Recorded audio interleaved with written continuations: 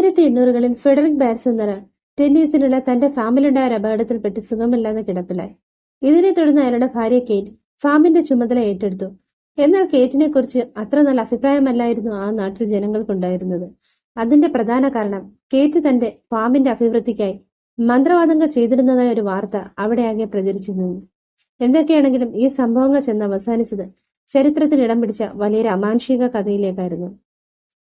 So today we will be exploring the terrifying story of Bellwitch hauntings with my channel Mystery Busters.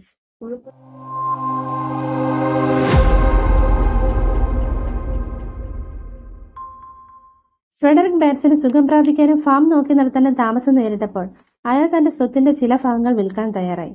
ഈ വസ്തു വാങ്ങാൻ വന്നവര് സ്ഥലത്തെ ഒരു ധനികനും അനേകം ഫാമുകളുടെ ഉടമസ്ഥനുമായിരുന്ന ജോൺ ബെല്ലും ഉണ്ടായിരുന്നു. ജോൺ ബെൽ പ്രാദേശിക റെഡ് റിവർ ബാപ്റ്റിസ്റ്റ് ചർച്ചിലെ അംഗങ്ങളിൽ പ്രമുഖനായിരുന്നു. ഫെഡറിക്കിനുള്ള പണത്തിന്റെ അത്യാവശ്യം മനസ്സിലാക്കിയ ജോൺ അയാൾ ആവശ്യപ്പെട്ടതിനേക്കാൾ കുറഞ്ഞ വിലയ്ക്ക് വസ്തു കൈക്കലാക്കി. എന്നാൽ ഇത് കാരണം ഫെഡറിക്കിന്റെ ഭാര്യ കേറ്റിന് ജോൺ ബെല്ലിനോട് കടുത്ത വൈരാഗ്യമുണ്ടായി. അയാൾ തന്റെ കുടുംബത്തോട് കാട്ടിയ കൊടുംചതിക്ക് പകരം ചോദിക്കുമെന്ന് അവൾ സത്യം ചെയ്തു. ജോൺ ബെൽ തന്റെ ഭാര്യ ലൂസി വില്യംസ് തന്റെ 9 കുട്ടികളുമായി വലിയൊരു വീട് പണിത് ഫാമിനടുത്തായി താമസം തുടങ്ങി.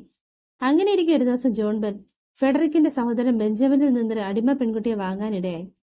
എന്നാൽ കുട്ടി തീരെ ചെറുതായതിനാൽ ജോലി ചെയ്യാൻ പ്രായമാകുമ്പോൾ താൻ വന്ന് കൊണ്ടുപോയിക്കോളാമെന്ന് പറഞ്ഞ് ജോൺ പെൺകുട്ടിയെ അവളുടെ അമ്മയുടെ അടുക്കൽ ഏൽപ്പിച്ചിട്ട് തിരികെ പോയി.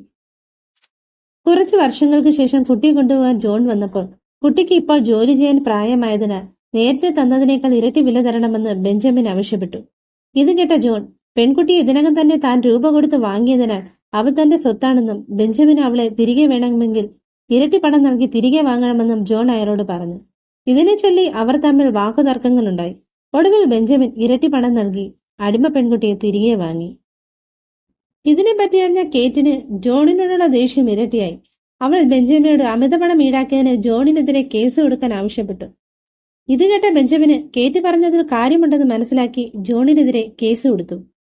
കോടതിയിൽ കേസിന്റെ വിചാരണ തുടങ്ങി. എന്നാൽ ജോൺ ചെയ്ത ഏറ്റവും വലിയ തെറ്റെന്ന് പറയുന്നത് അയാൾ ഒരിക്കൽ പോലും കോടതിയിൽ ഹാജരായില്ല എന്നുള്ളതാണ്. ഇത് അയാൾ മനഃപൂർവ്വം കോടതി നിന്ദിക്കുകയാണെന്ന് കരുതി കോടതി ബെഞ്ചമിന്റെ പക്ഷത്തു നിന്ന് വിധി നടപ്പിലാക്കി.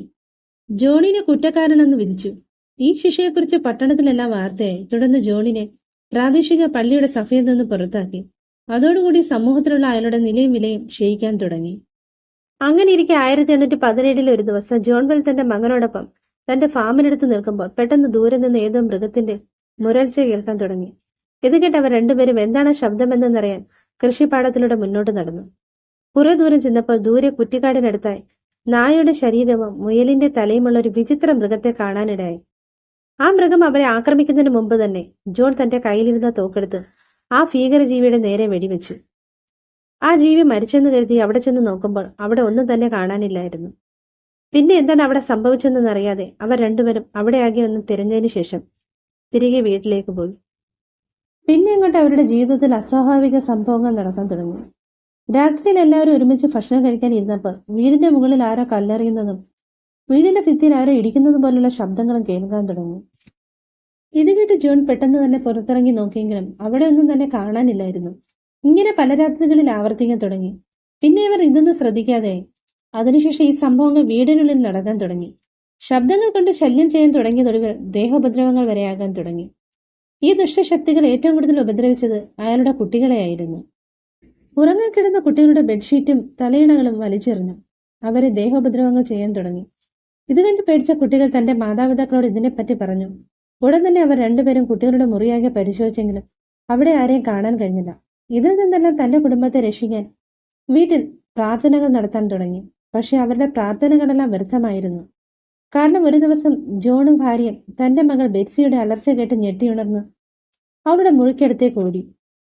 അവിടെ ചെന്ന് നോക്കുമ്പോൾ അവർ കണ്ട കാഴ്ച ഒന്നനങ്ങാൻ പോലും കഴിയാത്ത രീതിയിൽ ബെറ്റ്സിയുടെ മുടിയാരോ കട്ടിലിൽ കെട്ടിയിട്ടിരിക്കുന്നു.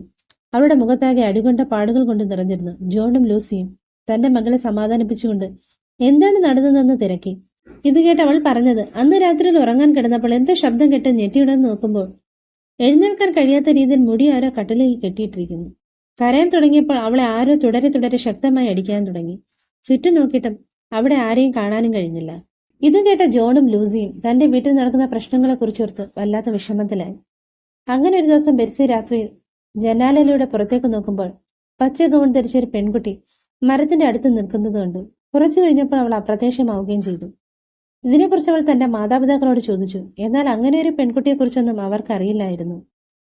ഈ നടക്കുന്ന സംഭവങ്ങളെക്കുറിച്ചോർത്ത് ജോൺ ബെല്ലിന് സമാധാനവും സ്വസ്ഥതയും നഷ്ടമായി. രാത്രിയിൽ അയാൾക്ക് ഉറക്കമില്ലാതായി. അങ്ങനെ ഒരു ദിവസം രാത്രിയിൽ ജോൺ ഇടനാഴിയിലൂടെ നടക്കുമ്പോൾ ആരോ പിറുപിറുക്കുന്ന ശബ്ദം കേൾക്കാൻ തുടങ്ങി. ഇത് കേട്ട ജോൺ അവിടെയെല്ലാം നോക്കി, ആരെയും കണ്ടില്ല. ഒടുവിൽ ജോൺ ദേഷ്യത്തോടെ ചോദിച്ചു, നിങ്ങൾ ആരാണ്? ഇതിന് മറുപടിയായി ആ ശബ്ദം പറഞ്ഞത്, ഞാൻ കേറ്റ്. ഇത് കേട്ടപ്പോൾ ജോണിന് ഫെഡറിക്കിന്റെ ഭാര്യ കേറ്റിനെ പറ്റി ആ നാട്ടിൽ പറഞ്ഞ കഥകൾ സത്യമാണെന്ന് തോന്നി. ക്രമേണ ജോൺ ബെല്ലിന്റെ വീട്ടിൽ നടക്കുന്ന കാര്യങ്ങൾ പട്ടണം മുഴുവൻ വാർത്തയായി. ഇതിനെപ്പറ്റി അറിയാനായി ഒരിക്കൽ ജോണിന്റെ സുഹൃത്ത് വില്യം പോർട്ടർ ബെൽ ഹൗസിലെത്തി.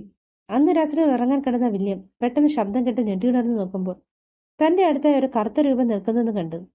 പെട്ടെന്ന് അയാൾ തന്റെ ബെഡ്ഷീറ്റ് എടുത്ത് ആ രൂപത്തെ വരിഞ്ഞു കെട്ടി. അതിനെടുത്ത് ഫയർ പ്ലേസിലേക്ക് എറിയാൻ നോക്കുമ്പോൾ ഭാരം കാരണം അയാൾക്കത് കഴിഞ്ഞില്ല. എത്ര ശ്രമിച്ചിട്ടും അതിനൊന്നും അനക്കാൻ പോലും അയാളെ കൊണ്ടായില്ല. പെട്ടെന്ന് ആ രൂപം അപ്രത്യക്ഷമായി. ഒടുവിൽ അയാൾ ജോണിനോട് പറഞ്ഞത്, ഈ വീട് ഏതോ ദുഷ്ടശക്തിയുടെ പിടിയിലാണ്, നിങ്ങൾ സൂക്ഷിക്കുക. ഇത്രയും പറഞ്ഞയാൾ അവിടെ നിന്ന് ഇറങ്ങിപ്പോയി. ബെൽ ഹൗസിൽ നടന്ന പ്രശ്നങ്ങൾ ഏറ്റവും കൂടുതൽ സഹിക്കേണ്ടി വന്നത് ജോൺ ബെല്ലിന് തന്നെയായിരുന്നു. കേറ്റെന്ന മന്ത്രവാദിനിക്ക് അയാളുള്ള വൈരാഗ്യം അത്രയ്ക്ക് വലുതായിരുന്നു. അങ്ങനെയിരിക്കെ ഒരു ദിവസം ജോണിന്റെ ആരോഗ്യാവസ്ഥ പെട്ടെന്ന് വഷളായി. അയാൾക്ക് വല്ലാത്തൊരു ശ്വാസമുട്ടൽ അനുഭവപ്പെടാൻ തുടങ്ങി. ക്രമേണ അയാൾ അബോധാവസ്ഥയിലായി.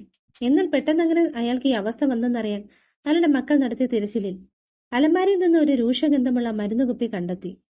ഏറ്റവും വിചിത്രമെന്ന് പറയുന്നത് ആ അലമാരിയിൽ സൂക്ഷിച്ച വേറെ ഒരു മരുന്നും അവിടെ കാണാനില്ലായിരുന്നു. ഈ മരുന്ന് എന്താണെന്നറിയാൻ 2 തുള്ളി മരുന്നെടുത്തവർ ഒരു പൂച്ചയ്ക്ക് കൊടുത്തു. പൂച്ച മരുന്ന് കഴിച്ച് നിമിഷങ്ങൾക്കുള്ളിൽ ചത്തു വീഴുകയും ചെയ്തു. അതിനടുത്ത ദിവസം ജോൺ ബെല്ല് മരിക്കുകയും ചെയ്തു. ജോൺ ബെല്ലിന്റെ ശവസംസ്കാര ചടങ്ങിൽ പങ്കെടുക്കാനെത്തിയവരുടെ കൂട്ടത്തിൽ കേറ്റും ഉണ്ടായിരുന്നു. അവൾ താനാണ് അയാളുടെ മരണത്തിന് കാരണക്കാരി എന്ന് കാണിക്കാനായി ചടങ്ങിലുടനീളം ചിരിച്ചും സന്തോഷിച്ചും നടക്കാൻ തുടങ്ങി. ഇത് കണ്ടവർക്കെല്ലാം ജോണിന്റെ മരണത്തിന് അവളാണ് ഉത്തരവാദിയെന്ന് മനസ്സിലായി. അവളുടെ അധീനതയിലുള്ള ദുഷ്ടാത്മാക്കൾ ജോണിന്റെ മരണത്തോടെ ഉപദ്രവങ്ങൾ അവസാനിച്ചു എന്ന് എല്ലാവരും വിചാരിച്ചു. എന്നാൽ അതെല്ലാം അവരുടെ വെറും തോന്നൽ മാത്രമായിരുന്നു. 1821 ജോഷുവ ഗാർണർ എന്ന യുവാവുമായുള്ള ബെറ്റ്സിയുടെ വിവാഹ നിശ്ചയം നടന്ന രാത്രി അവൾ പതിവുപോലെ ജനാലയുടെ അടുത്ത് നിൽക്കുമ്പോൾ അവൾ പണ്ട് കണ്ടതുപോലെ ഒരു പച്ച വസ്ത്രം ധരിച്ച പെൺകുട്ടിയെ കാണാനിടയായി. ഇത്തവണ അവൾ ബെറ്റ്സിയുടെ അരികിലെത്തി അവളോട് താക്കീതായി പറഞ്ഞത്, ജോഷിയെ വിവാഹം കഴിക്കരുത്. അവൻ തന്ന മോതിരം തിരികെ നൽകൂ, അല്ലെങ്കിൽ ഉണ്ടാവാൻ പോകുന്ന അനുഭവങ്ങൾ നല്ലതായിരിക്കില്ല. ഇത് കേട്ട് ഭയന്നവൾ വിവാഹം വേണ്ട എന്ന് തീരുമാനിച്ചു. ബെൽ കുടുംബത്തിലെ കഥകൾ ലോകപ്രചാരം നേടാൻ തുടങ്ങിയപ്പോൾ പിൽക്കാലത്ത് US പ്രസിഡന്റായിരുന്ന ആൻഡ്രൂ ജാക്സണും തന്റെ സുഹൃത്തുക്കളും ബെൽ ഹൗസ് സന്ദർശിക്കാൻ തീരുമാനിച്ചു.